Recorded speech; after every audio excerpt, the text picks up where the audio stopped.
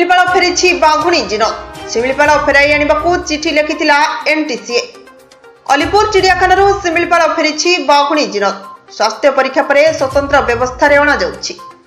ବୁଧବାର ସକାଳ ସୁଦ୍ଧା ଶିମିଳିପାଳରେ ପହଞ୍ଚିବ ଜିନତ। ପୂର୍ବରୁ ମଙ୍ଗଳବାର ଜିନତକୁ ଫେରାଇ ଆଣିବାକୁ କେନ୍ଦ୍ର ସରକାର ତଥା ଏନଟିସିଏ ପଶ୍ଚିମବଙ୍ଗ ସରକାରଙ୍କୁ ଚିଠି ଲେଖିଥିଲେ। ସୂଚନା ଥାଉ କି ବାଘୁଣୀ ଜିନତକୁ ନେଇ ବେଶ ଅନେକ ଦିନ ଧରି ଚର୍ଚ୍ଚା ଲାଗି ରହିଛି।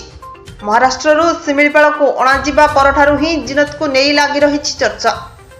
ସବୁଠୁ ବଡ଼ ଅସୁବିଧା ସେତେବେଳେ ହୋଇଥିଲା ଯେତେବେଳେ ବାଘୁଣୀ ଶିମିଳିପାଳ ଛାଡ଼ି ପଶ୍ଚିମବଙ୍ଗ ଚାଲି ଯାଇଥିଲା, ତାହା ବି ପୁଣି 200 କିଲୋମିଟର ଅଧିକ ଚାଲି ଚାଲି। ଆଉ ଜିନତକୁ ଧରିବାକୁ ନାକେଦମ ହୋଇଥିଲା ବନ ବିଭାଗ। ଶେଷରେ ସୋମବାର ଟ୍ରାଙ୍କୁଲାଇଜ୍ କରିଥିଲା ବନ ବିଭାଗ। ଟ୍ରାଙ୍କୁଲାଇଜ୍ ପରେ ତାକୁ ଅଲିପୁର ଚିଡ଼ିଆଖାନାରେ ରଖାଯାଇଥିଲା। ମୟୂରଭଞ୍ଜରୁ ଶିବଶଙ୍କର ମାର୍ନାଙ୍କ report, the public Odisha. Zeenat बहुत दिन चेष्टा पर गतकाली ट्रांकुलाइज 3:59 मिनिट्रे ट्रांकुलाइज कर विभाग सक्षम होती। मु तो सर्वप्रथम धन्यवाद देवी बेंगल गवर्नमेंट को जे कि बहुत कोऑपरेट कर सुंदरबन स्टाफ आसिकी झारखंड भी कर आम ओडिशा भी स्टाफ भी जाकि बहुत परिश्रम कर। बर्तमान तार हेल्थ कंडीशन भल अच्छी। आफ्टर रेस्क्यू ताकू आलिपुर जू को नहीं जाइछंती। से जू रे तार हेल्थ चेकअप हम काले स्ट्रेस हो कौन हो ट्रांकुलाइजटा कौन सहज जिनस नुहे। तेणु चेकअप कर सारिकी ताकू आम अधिकारी मान को देदेवे हैंड ओवर करेंगे। से मैंने नहीं कि एगेन आसवे शिमिलिपाल को। तो शिमिलिपाल को आणला परे जदि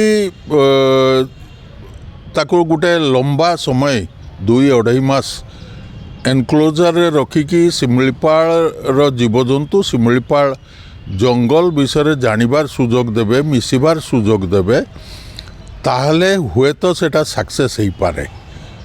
से पार्टनर पाइगले एट्राक्ट होइकी ताले सक्सेस हो पारे। जदि न करिकी एमती तरबरिया भाव में आउ थे छाड़देवे ताले सी जहाँ जना पड़ुची से आउ थे जो पटे देखी बाट से पटे निश्चय पलैब। कारण सी प्लेन जंगल आसी जोटिकी गछ बुदा ये सब नहीं, पहाड़ बहुत कम, से सब जंगल आसी फांका जंगल। आउ एठी आसिकी पूरा एडवर्स कंडीशन सिचुएशन पूरा एडवर्स। एठी से खाप खोई पारिबनी एका रहीबारे। ता मैट गोटे पाइगले हुए तो रही। तेणु ताकू से सुजोग सृष्टि करने सुजोग दबा उचित। जमुना अवस्था केमती कोन अछि? जदि आपंक आम भिडी भल लगा तेब आम चैनल को लाइक, शेयर और सब्सक्राइब करने को जमा भी भूलु नहीं।